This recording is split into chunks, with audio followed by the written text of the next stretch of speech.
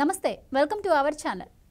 కాపు ఉద్యమ నేతగా ప్రస్థానం మొదలుపెట్టి ఇప్పుడు రెడ్డి ఉద్యమ నేతగా మారారా ముద్రగడ అంటే అవుననే సమాధానం వినిపిస్తోంది. ఆయన వైఎస్ఆర్సీపీలో చేరాక చాలా యాక్టివ్గా కనిపిస్తున్నారు. అయితే తాజాగా ఈరోజు ఆయన చంద్రబాబుపై సంచలన వ్యాఖ్యలే చేశారు. 2016లో చంద్రబాబు హయాంలో రాక్షస రాజ్యం చూశామని, ఆయన కిర్లంపూడిని మరో పాకిస్తాన్గా చేశారని, అలాగే అధికార ఆకలితో ఆయన తహతహలాడిపోతున్నారు అంటూ చంద్రబాబు అధికారంలోకి వస్తే ఆక్సిజనే దొరకదు, ఆక్సిజన్ దొరకాలి అంటే మళ్ళీ జగన్మోహన్ రెడ్డినే గెలిపించాలి అంటూ ఆయనైతే కొన్ని వ్యాఖ్యలు చేశారు. మరి ఈ వ్యాఖ్యలు వెనుకున్న అర్థం ఏంటి, మరిన్ని వివరాలు తెలుసుకునే ప్రయత్నం చేద్దాం. మనతో ఉన్నారు senior political analyst KVV Prasad గారు. నమస్కారం అండి ప్రసాద్ గారు. నమస్తే అమ్మా.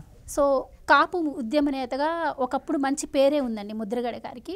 కానీ ఇప్పుడు ఆయన మరి కాపు ఉద్యమ నేతను, కాపుల కోసం అండగా ఉంటాను అని చెప్పి మరి కాపు పవన్ కళ్యాణ్ వైపు ఉంటాను అని చెప్పి పైకి ఆయన వైఎస్ఆర్సీపీలో చేరిపోయారు. దాని వెనక ఏ ఉద్దేశం ఉందో అది ఆయనకే తెలియాలి. ఇప్పుడు చూస్తే ఆయన చంద్రబాబుపై సంచలన వ్యాఖ్యలే చేశారు. ఆయన కిర్లంపూడిని మరో పాకిస్తాన్ చేశారని, అధికార దాహంతో, అధికార ఆకలితో ఇప్పుడు ఆయన ఉన్నారు, ఆయనకు అధికారం ఇవ్వద్దు అని కూడా మాట్లాడుతున్నారు. అసలు ఇన్ని పదవులు అధిరోహించిన చంద్రబాబు గారు అధికార ఆకలితో ఉన్నారు అంటే ప్రజలు నమ్మే పరిస్థితి ఉందంటారా? అసలు ఏం చెప్తారు దీని గురించి?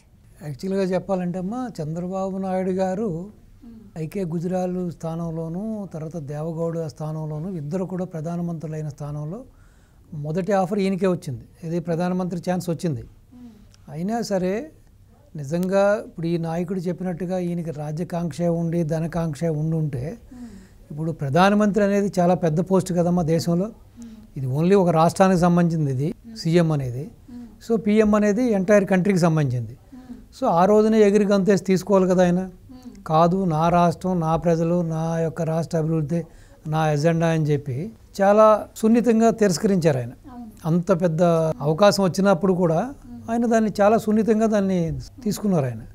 అటువంటిది రెండవది 2016లో నిజంగానే కిర్లంపూడిని బాబు గారు పాకిస్తాన్గా మార్చి ఉంటే మరి ఎవరైతే ఈ రోజున ఈ ముద్రగడ పద్మనాభం అనుమాయులు వీళ్ళు చేసిన దాష్టికాలకి కేసులు బుక్ చేశారు. మరి ఆ కేసులన్నీ కూడా హడావిడిగా ఈ మధ్య జగన్ గవర్నమెంట్ ఎందుకు మూసేసింది, వాటిలన్నింటిలో ఎందుకు మాఫీ చేశారు? నిజంగానే బాబు గారు చేసి ఉంటే కేసులు ఎందుకు మూస్తారు? బాబు గారు ప్రేమే ఉంటే కక్ష సాధిస్తాడు కదా. బాబు గారు ఏ తప్పు చేయకుండానే ఏదో జరిగిపోయిందని చెప్పి 53 రోజులు జైల్లో పెట్టారు. అటువంటిది నిజంగానే బాబు గారు మరో పాకిస్తాన్గా కిర్లంపూడిని చేసి ఉంటే ఆ కేసులు ముయ్యరు కదా, కేసులు మాఫీ చేయరు కదా. ఇవన్నీ కూడా ఏంటంటే పిచ్చి పిచ్చి ప్రలాపనలు, మతిలేని మాటలు. రెండోది, ఈయనైనా చేగండి హరిరామ జోగయ్య అయినా కూడా కాపు ముసుగులో కాపులను వెనకాయలు పెట్టుకుని ఏ విధంగానైనా సరే పవన్ కళ్యాణ్ గారు, బాబు గారు జత కట్టకూడదని శతవిధాలా ప్రయత్నించారమ్మా. సో ఎంత విధంగా ప్రయత్నించారంటే కర్ణుడు రథసారథిగా ఉన్న శల్యుడు వాళ్ళు గొప్ప వీరులు వాళ్ళ ముందు నువ్వు తట్టుకోగలదా, అర్జునుడి ముందు నువ్వు నిలబడగలదా, అది ఇది అని చెప్పి ఏ విధంగా శల్య సారథ్యం చేసి మానసికంగా ఏ విధంగా అయితే కర్ణుడిని బలహీనపరిచి అతను చావుకి గురి చేశారో, అదేవిధంగా ఈ యొక్క ముద్రగడ పద్మనాభం, ఈ యొక్క చేగొండ హరిరామయ్య శకుని శల్యులు అన్నమాట వీళ్ళు. సో ఎట్టి పరిస్థితుల్లో కూడా జత కట్టకూడదని శతవిధాలా ప్రయత్నం చేశారు. శతవిధాలుగా ప్రయత్నం చేశారు. పవన్ కళ్యాణ్ గారిని రెచ్చగొట్టారు, పవన్ కళ్యాణ్ గారి కార్యకర్తలను రెచ్చగొట్టారు, పవన్ కళ్యాణ్ గారి నాయకులను రెచ్చగొట్టారు. సో కానీ రియాలిటీ తెలిసిన వ్యక్తి కాబట్టి పవన్ కళ్యాణ్ గారు ఆయన ఏంటో, ఆయన స్ట్రెంగ్త్ ఏంటో, సో సంస్థాగతంగా తన పార్టీ ఎక్కడుంది, పార్టీ ఏ విధంగా ఉంది, కార్యకర్తలు ఏ విధంగా ఉన్నారు, తన ఆర్థిక మూలాలు ఏంటి అన్నీ తెలిసిన వ్యక్తి కాబట్టి సో ఏ విధంగా ఆయనైనా ప్రజా శ్రేయస్సు కొరకు, రాష్ట్ర శ్రేయస్సు కొరకు ఆయన వీళ్ళు ఎన్ని చెప్పినా కూడా పెడచెవిన పెట్టి ఆయన రియాలిటీ బేసిస్లో ఆలోచించి జత కట్టడం జరిగింది. సో అంతవరకు ఏ విధంగానైనా సరే ఇండైరెక్ట్గా జగన్కి మేలు చేకూర్చాలనే ఏకైక నిర్ణయంతో ఈ శల్యుడు, ఈ యొక్క శకుని ఎన్నో ప్రయత్నాలు చేసి ఫలించక ఎప్పుడైతే ఆయన జతకట్టి ఆయన ఒక ఒడంబడికి వచ్చిన తర్వాత ఇమీడియట్గా వీళ్ళు పార్టీ మారడం జరిగింది. తండ్రి కొడుకులు ఇద్దరు కూడా వైఎస్ఆర్పీలో జరగలేదు. సో అసలు ఏ బేసిస్ అంటే ఈ రోజున రామరాజ్యం నడుస్తుందా? రావణ కాష్టంగా మారిపోయింది రాష్ట్రం, రావణ రాజ్యం జరుగుతుంది, ఎక్కడ చూసినా అరాచకాలు. బాబు గారు వస్తే రావణ రాజ్యం వస్తుందా? బాబు గారు వస్తే మరో పాకిస్తాన్గా మారిపోతుంది. పేదలు బతకాలి అంటే జగన్ గెలిస్తేనే ఆక్సిజన్ వస్తుందంట, చంద్రబాబు గెలిస్తే రాదంట. ఈయన ఆపేస్తాడా ఏంటి? ఈయన దగ్గర ఇది ఆక్సిజన్ సిలిండర్ యొక్క ఈయన దగ్గర ఆన్ ఆఫ్ స్విచ్ ఈయన దగ్గర ఉందా? ఏం పిచ్చి మాటలమ్మా ఎంత కూడా. ఆయన ఇంకో మాట కూడా అంటున్నారు, చంద్రబాబు దారుణ పాలన కొనసాగించారు, ఆయన్ని వదిలిపెట్టే ప్రసక్తే లేదు, దేవుడు ఇంకా శిక్ష ఈయనకు ఉంది, అనుభవించాలి ఈయన ఇంకా అని మాట్లాడుతున్నారు. అసలు ఈయన మొన్నటి వరకు కాపు ఉద్యమ నేతను, కాపుల కోసం ఇది చేస్తాం అది చేస్తామని చెప్పి ఇప్పుడు తీరా పార్టీలో చేరిపోయాక ఇప్పటికి కూడా నేను కాపులకి ఏం చేస్తాను, నేను ఎందుకు ఈ పార్టీలోకి చేరాను అని చెప్పి క్లియర్గా ప్రజలకు చెప్పలేకపోతున్నారు. సో ఇప్పుడు మళ్ళీ చంద్రబాబుపై ఇట్లా దూషణలు చేయడాన్ని ఎలా చూడొచ్చు అంటారు? కేవలం ఏమి లేదమ్మా, ఏ విధంగానైనా సరే మళ్ళీ తన కులస్తులందరినీ ఒక తాటి మీద తీసుకొచ్చి తన కులస్తుల ఆత్మాభిమానాన్ని, వాళ్ళ ఓటు బ్యాంక్ని మళ్ళీ జగన్ వైపు మరలించడానికి చేస్తున్న కుట్లియత్నం. కానీ ఆల్రెడీ ఈ వ్యక్తి యొక్క మనస్తత్వం, ఈ వ్యక్తి చేస్తున్న విషయాలన్నీ కూడా కాపులందరూ కూడా గమనించారు. ఈ మాటలకి ఎవరు వాల్యూ ఎవరు, అతని పక్కన ఎవరు కూడా లేరమ్మా. నిజంగానే ఒకప్పుడు కాపులు చాలా అభిమానించారు ఇతన్ని. కానీ ఈరోజు రాష్ట్రంలో జరుగుతున్న పరిస్థితుల్లో, రాష్ట్రంలో నెలకొన్న పరిస్థితులు చూసిన తర్వాత కూడా మరి ఈ విధంగా కళ్ళకి గంతలు కట్టుకున్న ధృతరాష్ట్రుడిలాగా మారిపోయాడు ఈయన. బాబు గారు ఆదినారాయణ రెడ్డి తర్వాత రామసుబ్బారెడ్డి లాంటి ఫ్యాక్షనిస్టులని అసలు ఒక వరలో ఇమడల రెండు కత్తులని ఒక వరలో ఇమిడ్చి ఇద్దరిని బాయిని చేసి అసలు ఫ్యాక్షనిజం లేకుండా చేశాడు ఆయన. అసలు ఆంధ్ర రాష్ట్రాన్ని కానీ ఉమ్మడి రాష్ట్రాన్ని కానీ ఎంత పీస్ఫుల్గా చేశాడు ఆయన. ఇటు రౌడీజాన్ని కానీ ఇటు గుండాయిజాన్ని కానీ ఫ్యాక్షనిజాన్ని కూడా కూకటి వేళతో పెక్కలించి ఉక్కుపాదంతో అనిచేసిన వ్యక్తి. ప్లస్ ఉన్నవాళ్ళని కూడా చేయి కలిపి ఇక చాలు, చేసింది చాలు, ఈ దమనకాండకి స్వస్తి పలకండి అని చెప్పి శాంతి కాముకులుగా చేసింది ఆయన, రాష్ట్రాన్ని శాంతిమయం చేసింది ఆయన. ఈ రోజున ఇతను వచ్చిన తర్వాత అసలు గొడవలంటూ ఎరగని, అసలు చిన్న గొడవలంటూ కూడా ఎరగని గోదావరి జిల్లాలో ఇటు శ్రీకాకుళం కానీ ఉత్తరాంధ్రలో విజయనగరం కానీ రాష్ట్రంలో ఉన్న 13 జిల్లాల్లో కూడా ఈ రోజున రావణ రాష్ట్రం జరుగుతుంది. అసలు ఎక్కడ చూసినా మర్డర్లు, కొట్లాట్లు, దూషణలు, అమ్మాయిల కిడ్నాప్లు. సో ఇవాళ ఎప్పుడో చూసారు, ఎవడో పెళ్లి చేసుకున్న అమ్మాయిని పెళ్లిపేటల మించి కిడ్నాప్ చేసి తీసుకెళ్ళిపోయాడు. సో ఇవన్నీ కళ్ళకు కనపడవు. సో పోలవరం ప్రాజెక్ట్ని సిద్ధాంతంగా ఆపేసేసి రివర్స్ టెండరింగ్ పేరుతో నాశనం చేసిన వ్యక్తికి ఇది కనపడదు. సో కేవలం వీళ్ళ అజెండా ఏంటంటే, ఇప్పుడు బాబు గారు ఉన్నప్పుడు ఇంట్లో కూర్చున్నారు, కంచాలు పట్టుకున్నారు, మంచాలు పట్టుకుని ఏడ్చారు, కంచాలు పట్టుకుని వాయించారు వీళ్ళు. మీరు చెప్పినట్టు గతంలో ఎన్టీఆర్ హయాంలో కూడా ముద్రగడికి చాలా ఇంపార్టెన్స్ ఇచ్చేవాళ్ళు, అప్పట్లో ఆయనకి చాలా గౌరవం ఉండేది అని కూడా చాలా సందర్భాల్లో విన్నాం మేము.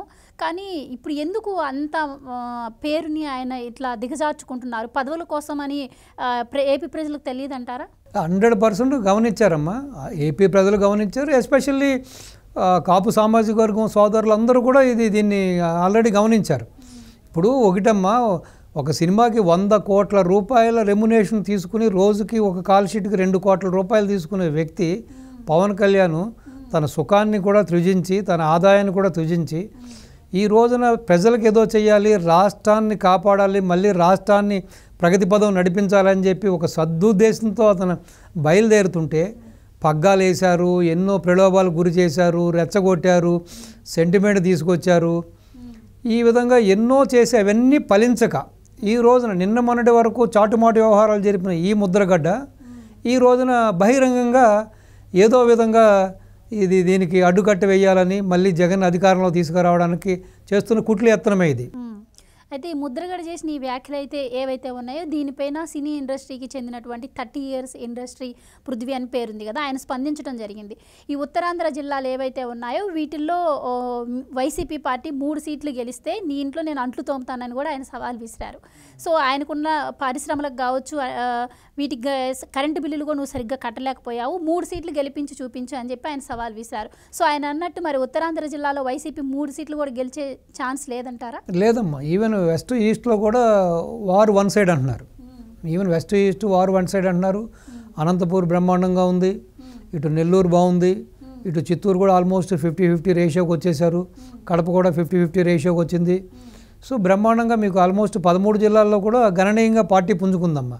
పుంజుకోవడంతో ఇప్పుడు ఈ శకునులు శల్యులు వీళ్ళందరూ కూడా బయటపడిపోయారనమాట.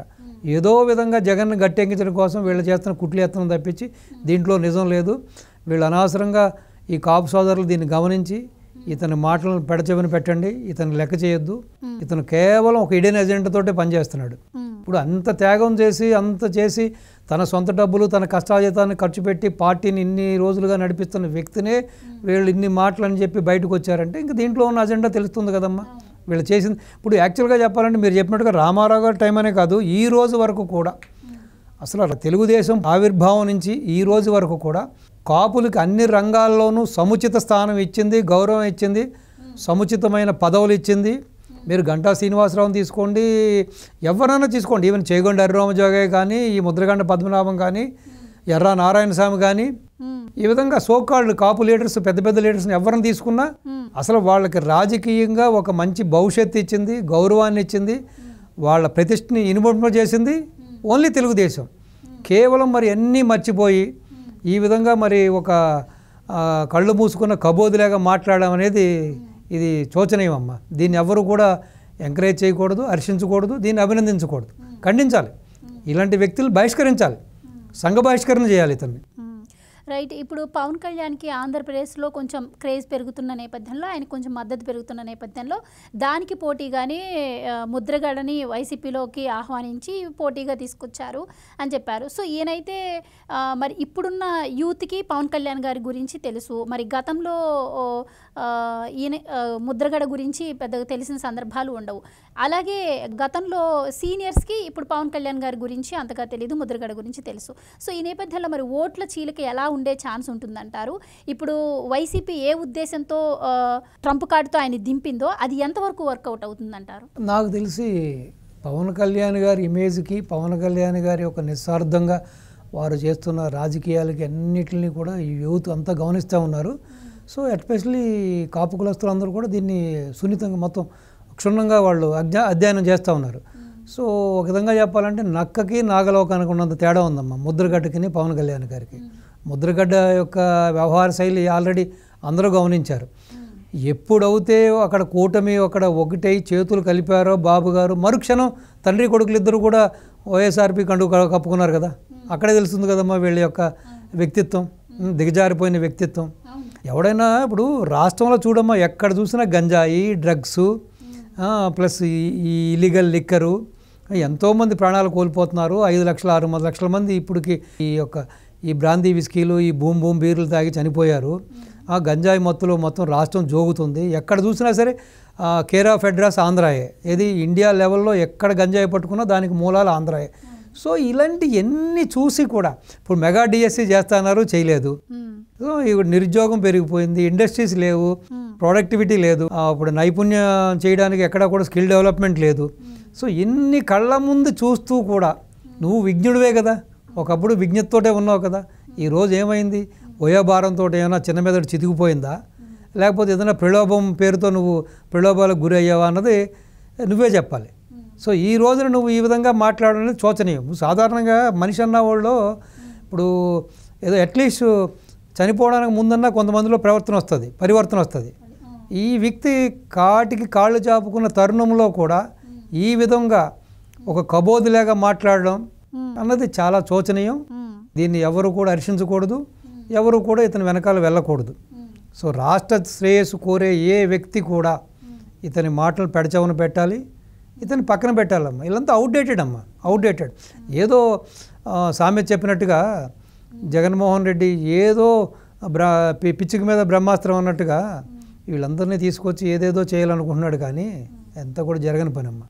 Right. Thank you so much. Thank you.